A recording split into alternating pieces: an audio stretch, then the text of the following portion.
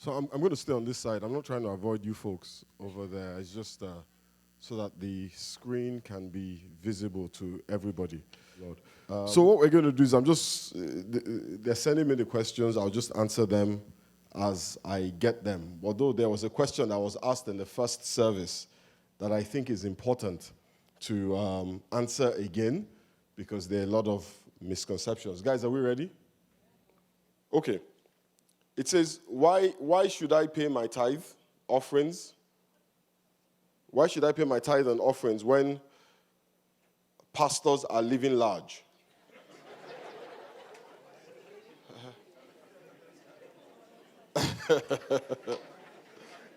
I'm glad you all are laughing. Are offerings and tithe really for God or the pastors? It's a fair question, amen, because there's a lot of confusion concerning tithe and offering. So I'm going to try very quickly to clear up some of them, amen. If you turn your Bibles quickly to the book of Numbers 18. Numbers 18, verse 21. And behold, it says, I have given the children of Levi all the tenth in Israel for our inheritance. The tenth is the tithe, amen. So it's saying, I have given the children of Levi all the tithe in Israel for an inheritance, for their service which they serve, even the service of the tabernacle of the congregation. Amen? So this is what happened. God, it's okay now. Okay, so God gave everybody, when the Israelites came out of Egypt, there were 12 tribes. And of the 12 tribes, God gave each of the tribes a portion of land in the promised land. He gave 11 tribes out of 12 a portion of land in the promised land. Now, if you read through your Bible, that portion of land is called their inheritance. Amen? So God, out of 12 tribes, gave 11 tribes an inheritance, a huge amount of land. But there was one particular tribe called the tribe of Levi that God did not give any land. He said to the Levites, I don't want you to be farmers. I don't want you to be doctors. I don't want you to be engineers. I want you to focus on serving in my tabernacle. I want you to focus on conducting the business of people worshiping me, because even though we come to church and we see, as it were, the front end, there's a lot that goes on in the background. Amen? So God said to these guys, I want you to do that job, while the others concentrate on farming, on building wealth. Amen? But in order to provide for those people, that one tribe of Levi, the Bible says God asked each of the other 11 tribes to keep aside a tenth of everything that they earned. In fact, he said the first tenth of everything that they had, they were to take it aside and keep it so that the Levites who serve in the temple would have money, resources to do the things that needed to be done in the temple and for themselves. Amen? Praise the name of the Lord. So the tithe is given for two reasons. First of all, it is given in obedience to the word of God. Everything that we do out of obedience to the word of God, we do it to show God that we love him, that we revere him. We obey God as an act of worship. So the tithe is given to God. Amen? But the tithe is not for God to eat. Contrary to what we may have heard, God does not eat dollars. Amen? Hallelujah. And if we were giving our tithe as a tenth of agricultural product, God would still not eat it. Amen? The tithe is given to God, but it is given for the Levites. Amen? For the priests who serve in the house of the Lord. What does that mean? The tithe is given to God, but it is given for the priests. Yeah? So the question is, are tithes and offerings really for God or for the pastors? The answer is yes and yes. Yes, it is for God, but yes, it is for the pastors. Now, this is the interesting aspect of it. The other part of the question says, why should I pay my tithes and offering when pastors are living large? before I even go into the living largeness of pastors, let me talk a little bit about Levi. Now, somebody said, well, you know what? Jesus, we're no longer living according to the law. We're no longer under the dispensation of Moses, under the dispensation of the law. We're now under the dispensation of grace. So all the things that pertain to law are no longer relevant to us.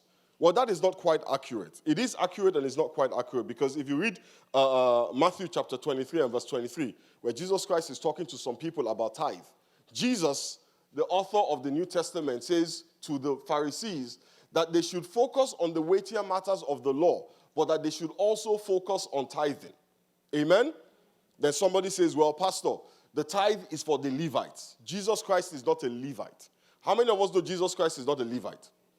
Jesus Christ is not a Levite. So the tithe, technically, if it is for the Levites, then it would not be for Jesus. Yeah? But that displays a lack of understanding of Scripture. Now, Jesus Christ is not a Levite. Jesus Christ is from the order of Melchizedek. The Bible says he's a priest according to the order of Melchizedek. So he's not a priest according to the order of Levi. He's a priest according to the order of Melchizedek. If you go all the way back to Genesis, the first time a tithe is mentioned in the Bible, who was it given to? It was given to Melchizedek. Amen?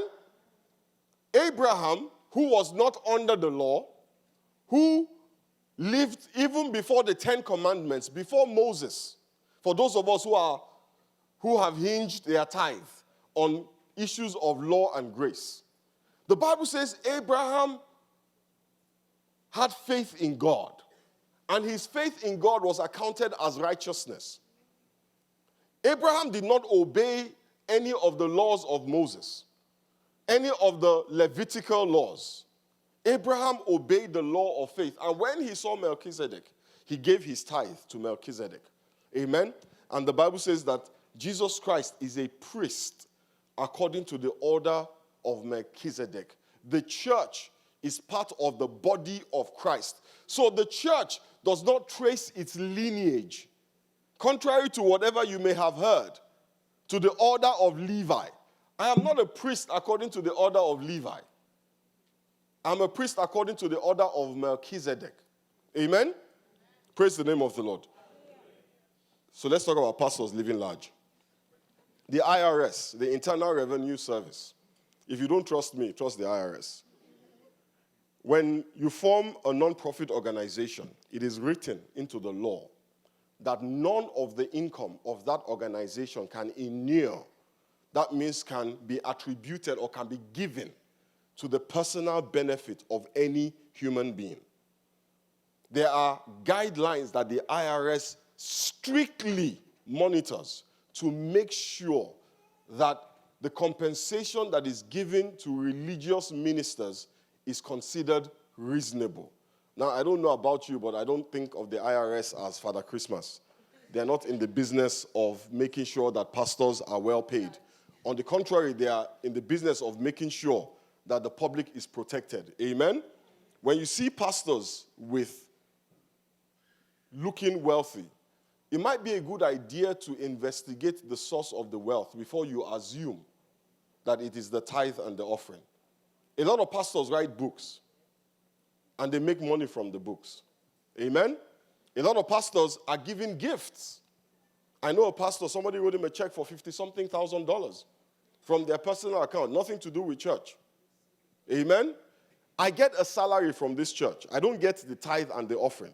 Somebody said to me one day, Buki, she said if she wins the lottery, she will pay her tithe. I said, so? I said, how does that help me? She said, you're the pastor now. I said, please go and tell that to the IRS. So we agreed that if she wins the lottery, she will pay her tithe and she will give me my own cut of it. Amen? Praise the name of the Lord. So some pastors write books, some pastors get gifts, and some pastors marry well. Amen? I married well. Somebody give the Lord a round of applause. So, I haven't written a book, but sitting down there is my golden goose. Hallelujah. Amen. Praise the Lord. Can I be real with you? Okay. I drive a nice car. I drive a Porsche. Yeah? It's a very nice car. And it's an expensive car. Amen? I told them how much it cost in the first service. You know how come I'm able to drive that car? Because my wife, feeling sorry for me, that you, this man, you are doing the work of the Lord. And she looks at my salary and she laughs. She decided, you know what, I'm going to just be nice to you. I'm going to upgrade you from your Mazda to a Porsche. So she paid for the car. Amen? The same thing with our house. Hallelujah. I know some of us may not believe. My wife earns, on a bad week, twice what I earn. If she doesn't work a lot, if she's tired, she doesn't work a lot, she earns, sorry, let me rephrase that, 3 times what I earn. If she does overtime, she can earn 4 or 5 times what I earn. The other day, I was making a joke about how I get paid the big bucks, and Ebube, who works in the finance department, so I'm like, oh, you know how, I get paid that's why I get paid the big bucks. I know I'm taking a lot of time on this question, so excuse me for a minute. I don't want people thinking my Porsche, they paid for it. So let me just clarify, amen? Because sometimes you come to church and you're wearing Ferragamo shoes and somebody starts beefing you. Like, is that what my tithe and offering pay for? Please, it is not. If you see me looking nice, just go up to my wife and say thank you for helping our pastor. Amen? Praise the name of the Lord. So I was making that joke about, well, that's why I get paid the big bucks. And Ebube, who works in the finance department, started laughing. She just, she was just laughing. Where's Ebube? Ebube is here. Oh, she's in. You can call her if you don't. She's there laughing. And I'm like, is it that I didn't get the joke right? Because, I'm old and I'm African and sometimes we mix all of these English expressions. So I'm like, Ebube, why are you laughing? She said, I know how much they pay you. It is not the big bucks. Amen? So please, I know that there is abuse. There is always abuse. But we don't throw away the baby with the bathwater. I said to them in the first service, should I, because I'm a pastor, should my children not have a chance at a decent life?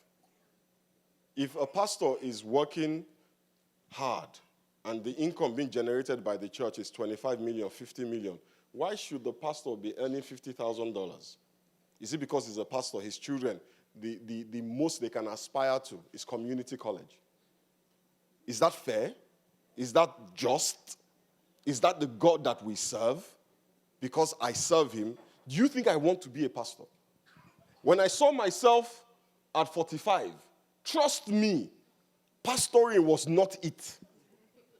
Amen? This is not a reasonable person's path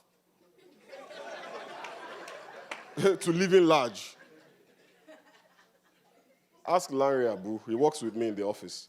We don't do 40-hour weeks. We do 80-hour minimum weeks. If you know how much they pay me, you put your hand in your pocket and say, Pastor, sorry, take.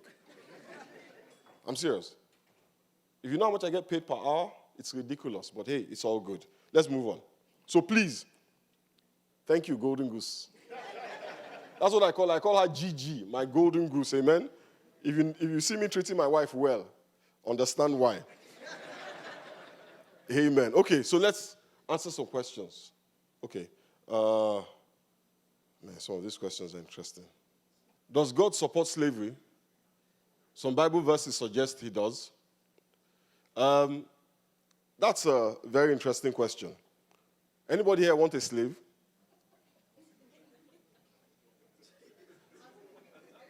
Does anybody here want a slave? Okay, let me move on to the next question.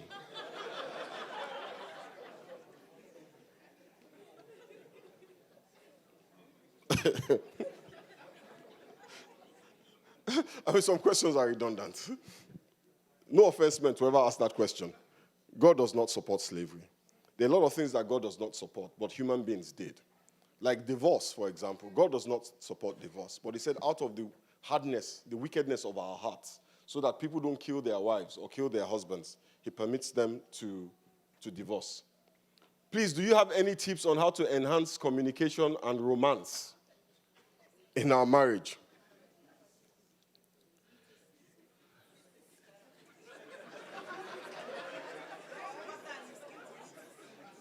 etc. in our marriage. Marriage is a very interesting relationship. It's a very interesting relationship, yeah? If you want your marriage to be successful, you have to start off by understanding that, first of all, you're married to a human being. The human being you're married to has feelings just like you. And the person you're married to deserves to be happy as well.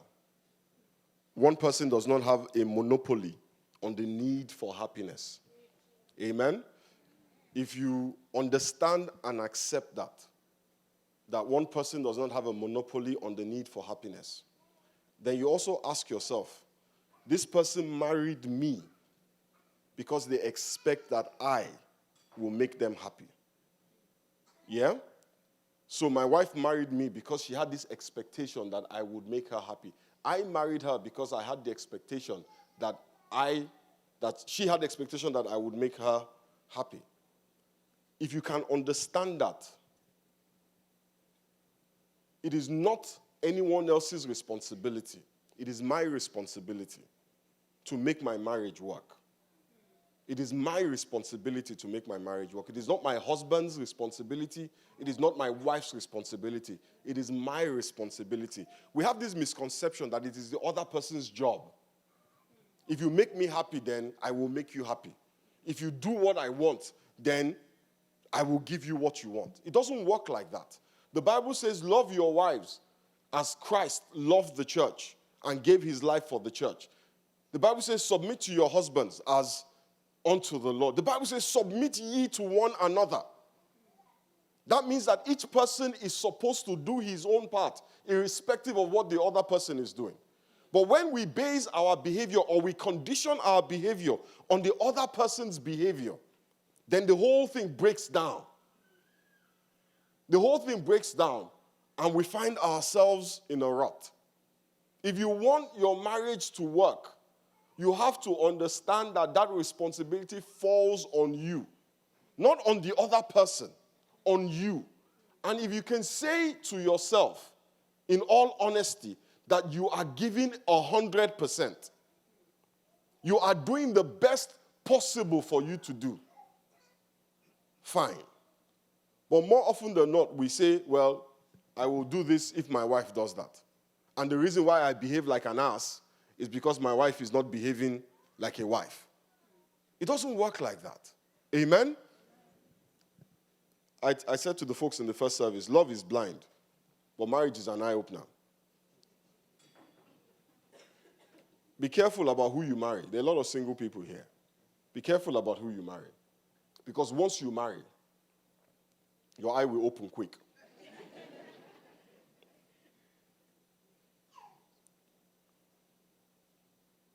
I'm just going to go through the questions as they come. Yeah?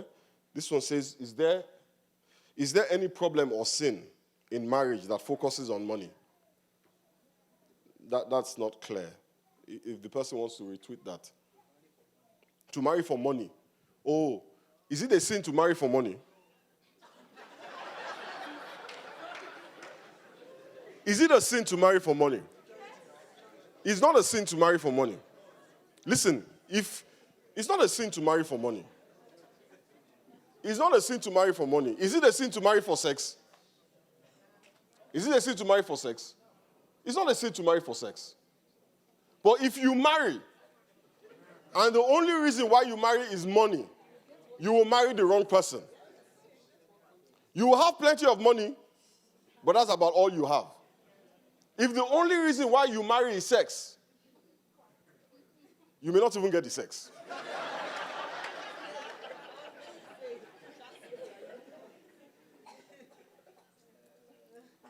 Amen? I'm sorry. I have to answer this question. Where is it? It says, why do men of God who receive extravagant gifts from church members not downgrade the gifts to one that appears more humble? I'm not going to answer that question. Should I answer the question? Let me answer the question. Let me answer the question. Please, let me just answer the question. Why? Why should they? Why? Is it because I'm a pastor now, I shouldn't have good things? Seriously speaking. And this is why the children of pastors run away from Christianity. Because the pressure on the pastors from the congregation to be poor while they are rich. So the kids are like, you know what? I would rather be in the congregation so I can be rich than be like my father who is poor. God forbid that my children will see the pastorate as something to run from. Amen? Why do we want to impoverish people because they are serving God? Why do we want them to appear poor because they are serving God? What do we get from that? Does that make them more spiritual? Does that take us faster to heaven? Please.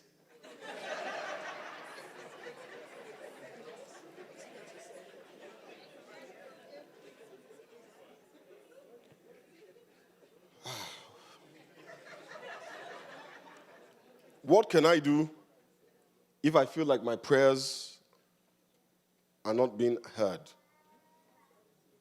I accepted it. What can I do sometimes if I feel my prayers are not being heard? The truth of the matter is this. Every prayer that you pray is heard. Every time you open your mouth to pray, God hears your prayers. Amen? The reason why you may feel like your prayers are not being heard is you may not see the answer to your prayers. Amen? And that is because you assume that every answer to your prayer is yes. Not every answer to your prayer is yes. Sometimes the answers to your prayer is no. So, Lord, I need a new job. The answer is no, you don't get a new job. It is not that God hasn't answered your prayer. It is that he has answered with a no. And sometimes the answer to your prayer is not yet. Amen?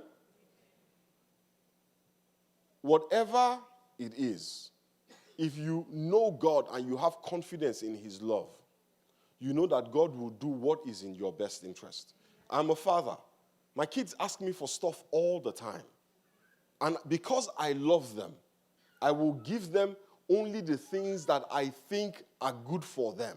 The fact that they asked does not make it automatic that they will get it. The fact that they want it, in fact, the fact that they feel they need it does not make it automatic that they will get it. Right now, my daughter feels she needs a car. That's what she thinks. And she can see so many different scenarios where the car would make her life better. I, on the other hand, I can see so many different scenarios where the car would be a problem. I decide, because I love her, to delay giving her the car. Amen?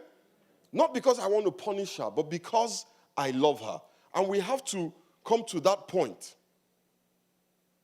We have to come to that point where we are confident of the love of God. Many of us equate the love of God with the love of our earthly fathers. God is not your earthly father. His love is not precarious. His love is not dependent on how boozed he is. Love is not dependent on how happy he is with your mother. His love is constant. His love is consistent. Amen? Praise the name of the Lord. What does God say about men who let their mothers dominate their relationship?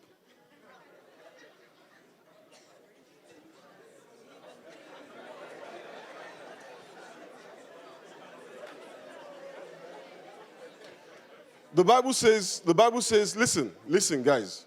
Listen, these are serious. These are the things we're dealing with, and I appreciate the questions.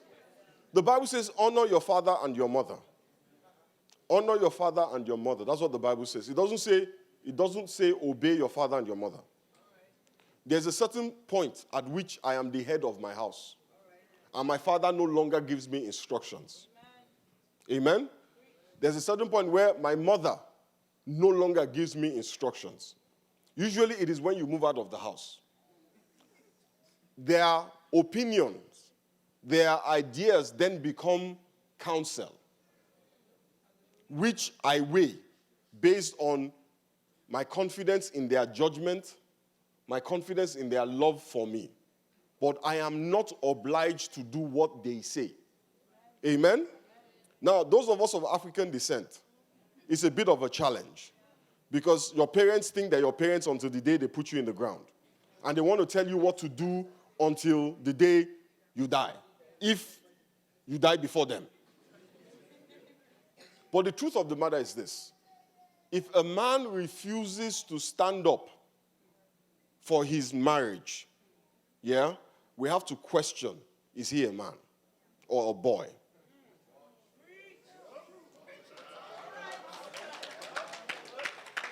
My mother controlled my life when I was a boy. Now I am a man. I have a brain. I chose this woman. I need to stand up for her. Amen? And you know, the relationship between mothers and daughters-in-law is complex. You know, this woman has been your alpha and omega all your life, and then you now bring this girl from nowhere to now come and be running your life. It's a problem. It is up to you to tell your mother, Mommy, I love you, I revere you, but this is my wife. Amen? The Bible says, for this reason shall a man leave his father and his mother, cleave to his wife. Cleave, leave and cleave. Tell your neighbor, leave and cleave. So when you are choosing a husband, ladies, when you are choosing a husband, listen, ladies, when you are choosing a husband, be careful to pay attention to, does he love and respect his mother? Yeah? Or is he a mommy's boy? There are two different things. You can love and respect I loved and I respected my mother, but I'm a man. Amen? Why does it seem that most pastors, what is your problem with pastors?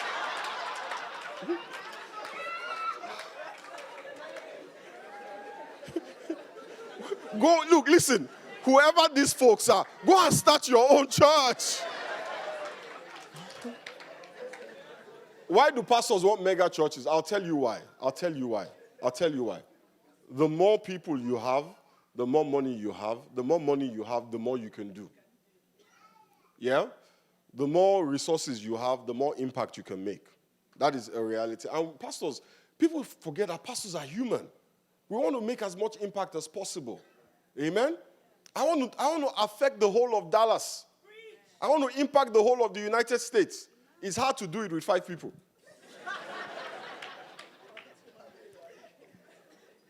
There are so many pastor questions. I'm not going to answer any more pastor questions. You are a believer. You pray to God for a cure. You undergo chemotherapy. Cancer does in fact go. What cured you? Chemotherapy or God? Now, don't laugh. This is an important question because cancer is a big thing. But if you scale it down, there are little things in our lives where we ask that same question. Is it the normal process or is it God? Yeah? My income, is it my job or is it God? Yeah? The Bible says all things were made by him and nothing was made that he did not make. The knowledge to cure cancer through chemotherapy comes from God. Amen? And if God says that chemotherapy will not cure you, you can do 10 and it won't cure you. Amen? If the Bible says if God opens the door, nobody can close it. But if God closes the door, nobody can open it. Amen? Praise the name of the Lord. There's something here about a friend being Catholic. Okay, a friend was raised Catholic and does not believe in that practice. Says he doesn't believe in prayer. How do I help this friend?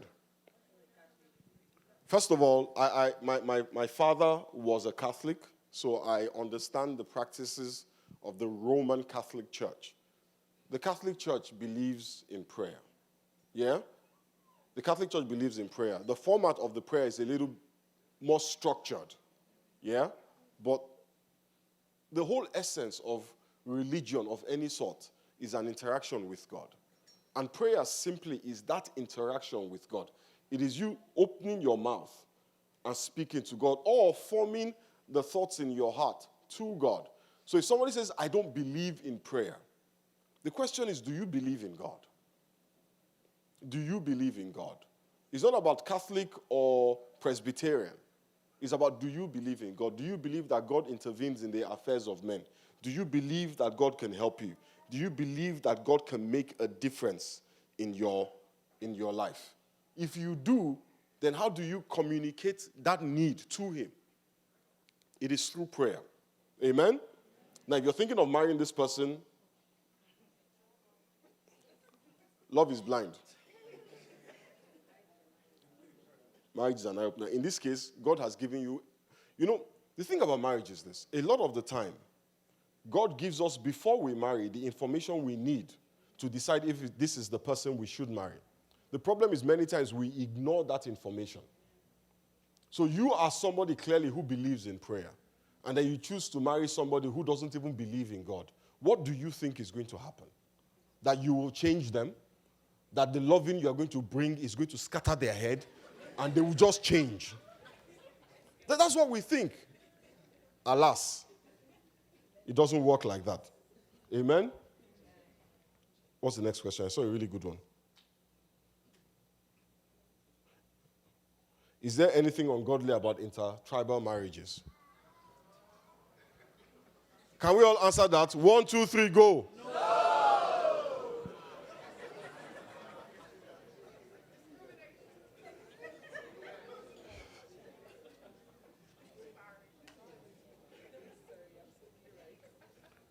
What do you do when the means to receive is faith, but you are doubting every time? Now, that's a really good question, and it's something that I struggle with. I struggled with until I realized that faith, the Bible says, comes by hearing, and hearing a word from God. You struggle because you do not have an assurance. Amen? You struggle because you do not have the confidence that God is going to do what you are expecting him to do. And that is where many of us are. We don't trust that God is going to do what we want him to do. And the reason why we don't trust God is A, we don't know God, or B, we are not confident about that which we know of God. But the reality is this: confidence comes from interaction. The more time I spend with my wife, the more confidence I have in my wife. If somebody says to me now, Femi, your wife said A, B, C, and D, I know her. Because I know her, I am confident that she said A, she said B, she said C. My wife could never have said D. If you know God, you know what he can do, what he will do, and what he will not do. Many of us struggle with God because, let me tell you what happens. We don't know him. We don't make the effort to know him. We come to church and somebody says, the Lord said you're going to get a job. Receive it. You want that job so badly. You receive it. But that is where it ends. There is no soil in your heart, so the seed of the word does not bear any fruit. If you are struggling with faith, the only solution is you need to get to know God better. Amen? This question says, why do we worship on Sundays when the Sabbath is... Why do we worship on Sunday, but the Sabbath is truly on Saturday? Says who?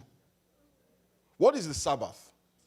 The Sabbath is the one day that you are supposed to rest from all your work. Do you know what my Sabbath is? Monday. I rest on Mondays, although some people call me on Monday and say, Pastor, I know this is your day off. I'm so sorry to disturb you. And then they stay on the phone. But that's okay. We miss the point of some of these things, and we become religious. It is not about Saturday or Sunday. It is about reverencing God. It's about understanding that we need to rest. Sunday is not a day of rest for me. It's a working day for me. Amen? For some of us, it is a day of rest. What matters is that you rest. And if you don't rest, your body will break down. So why do we want to get... the Bible actually says, do not allow men to tie you up in knots over what festival you observe, over what feast you observe. Is it Pentecost? Is it Passover? Some people were saying, oh, we should not do Sunday because Sunday is dedicated to the sun god. Please. What day did God not make? Who is the sun god to claim a whole day? Just I'm going to say, who is the sun god to claim a day that God made? I can worship God every day. It doesn't matter. So when you allow yourself to get trapped in, oh, it's Saturday, so I'm not going to worship, you are missing the point. The point is worship. Monday, Tuesday, Wednesday, Thursday, Friday, Saturday, Sunday. So this person, is it that you don't worship on Wednesday? Or you don't worship on Tuesday? Or you don't worship on Monday? No, God is bigger than some of these little things. Amen? Some people don't celebrate Easter because Easter was originally a holiday for the sun god. I like Easter. I'm going to answer a very controversial question now. This is about grace. When you give your life to Christ and you go back into sin and die in sin, do you still make heaven due to grace? Let me tell you what grace is. Grace is not license. Grace is what God did when he gave us Jesus Christ. The death of Jesus Christ was the act of grace.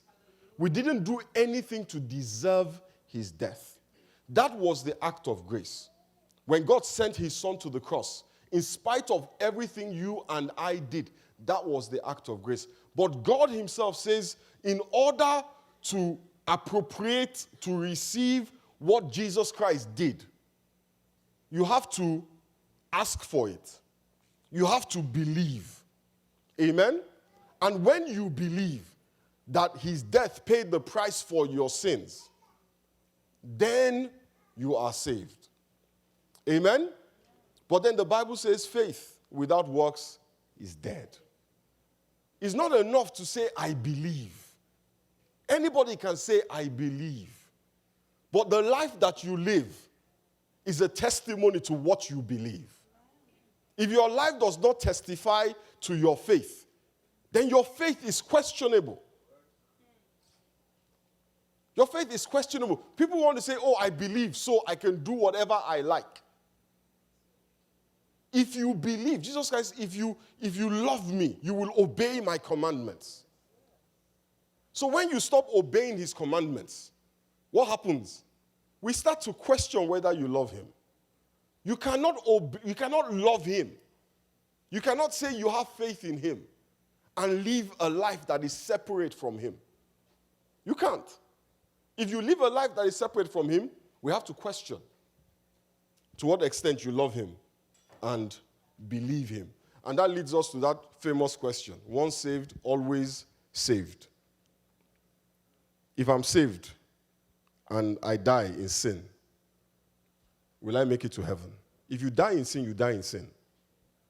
Because sin is an act of disobedience. Amen? Sin, the Bible says, this person says, I go back into sin. You know there's a difference between going back into sin and falling into sin. There's a difference between making a mistake and living in sin. Now, once you are living in sin, it means you have given up any attempt at righteousness, any attempt at holiness, any attempt at living right. You're not even trying anymore. And you think that grace still covers. It doesn't. If you fall, the Bible says you can get up and ask God for forgiveness and you'll be cleansed. But then you choose to stay in the mud based on the fact that you think it doesn't matter whether you are in the mud or not, you are saved anyway. The Bible says God is not mocked. Whatsoever a man sows, the same will he reap. So I don't believe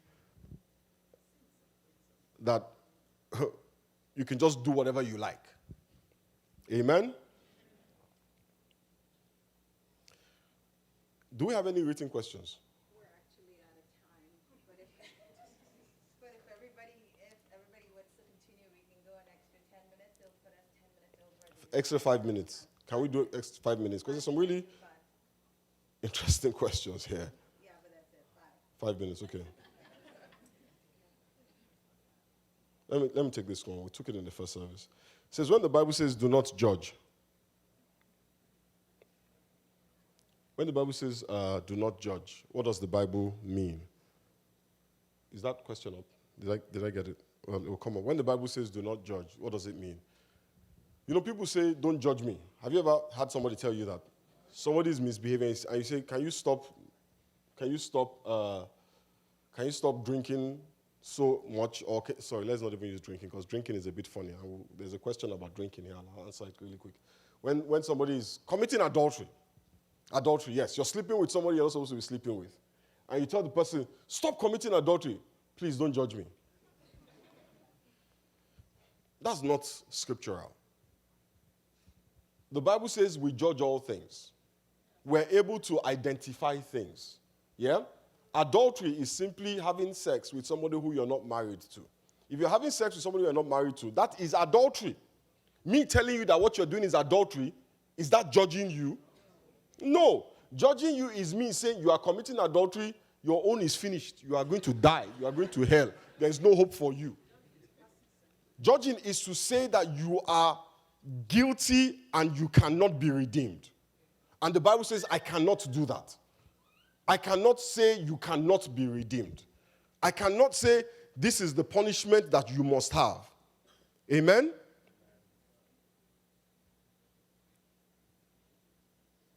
Oh, okay. This is interesting. So I'm not judging you when I tell you that what you're doing is wrong. That's not judging you. So don't let somebody tell you, don't judge me, to shut you up. Don't let anybody do that. We have a responsibility to encourage one another unto righteousness. How do I encourage you to righteousness when I can't talk? I'm just, We allow these little manipulative words into the language. But we do it so that we can continue living the way we want to live. Now, somebody who was in the first service said this. In the first service, you said you can call someone a fool if they act as such, and that it does not mean you are judging. But Matthew chapter 5, verse 22 says, such makes you liable or guilty of hellfire. True? The Bible says, only a fool says in his heart that there is no God. Now, what Jesus Christ was talking about in Matthew chapter 5, verse 22, is when I call you a fool to insult you. Amen? When I call you a fool to do what? To insult you. Not a fool in description of what you are doing. Amen? So I'm not in danger of hellfire. If you are acting the fool, acting like there is no God, I can tell you are acting like a fool, because the Bible says only a fool says in his heart that there is no God. I'm not in danger of hellfire for that. Amen? But if I'm just looking at you and say, look at this fool, look at this idiot, then I deserve whatever comes next. What does the Bible say? I'm trying to find that question. Let me just answer it, because I keep getting asked it all the time. What does the Bible say about alcohol? I can't find it, but somebody asked it here. If you can find it, please help me put it up. Alcohol, listen, guys. There is nowhere in the Bible that says do not drink alcohol. Amen? The Bible does not say you cannot consume alcohol. But the Bible talks about alcohol from a very negative perspective. The Bible talks about getting drunk. Amen? There are a bunch of scriptures, I wrote them down. Isaiah chapter 5, verse 22 and 21. Talks about how... Let somebody pull up that script. Let me read it, please. 5:11 and Isaiah 5:22. Yeah, open it for me, please. It says, woe unto them that are mighty to drink wine, and men of strength to mingle strong drink. Yeah? Woe unto them that rise up early in the morning, that they may follow strong drink, that continue all night, till wine inflame them.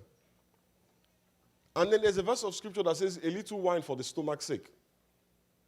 The problem with alcohol is excess. That's the problem. And you know, church, because we are afraid of people drinking it to excess, we tell people don't touch it at all. Yeah? But you can drink if you are confident that you will not drink to excess. Yeah? Now, I, on the other hand, I used to drink to excess all the time. Every time I drank, it led to excess. So I realized that, you know what? Me and drink equals excess. So I don't drink. I don't, because I do not want to be in that position. And this is what I tell somebody. Imagine if you've been fasting and praying and asking God to speak to you. You need a word. You need direction. You're trusting God for just a revelation. And the day that the angel brings your revelation,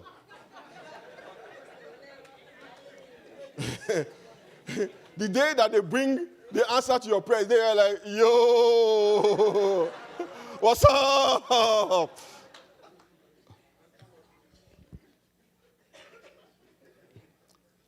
I'm not asking people not to drink wine or not to drink strong drink.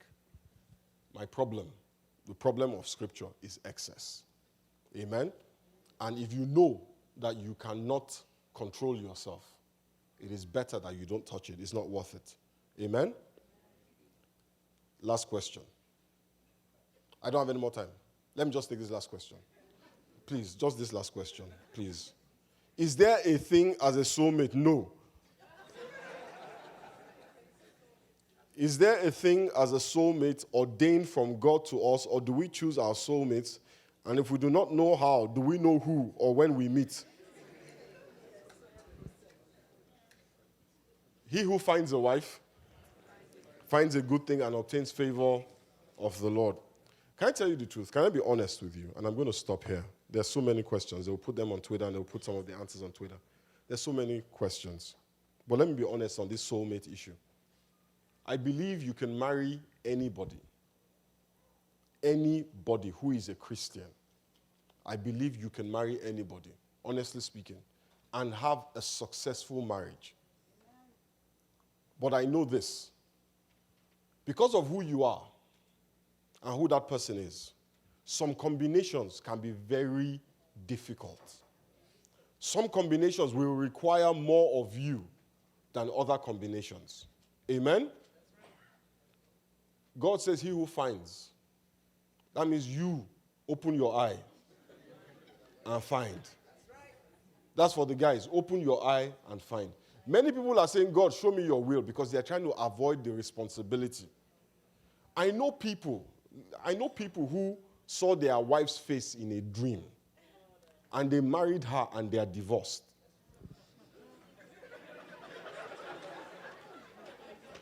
But I also know people who saw the babe, like, man, who is that babe? And they are living happily. How you find your own is up to you. But let me tell you the truth. Some people are work. You don't even have to marry them to know that they're work. Does anybody know what I'm talking about? Some people are so difficult. So if you marry that kind of person, you are in for a life of work. The only thing that God says about who you should marry, do not marry an unbeliever. Do not choose somebody who does not share your faith. Amen? Anything else is personal preference. I'm telling you the truth. And what you make of it. God can reveal your spouse to you and you can destroy the spouse. Skinny jeans can reveal your spouse to you. Makeup can help you find your spouse.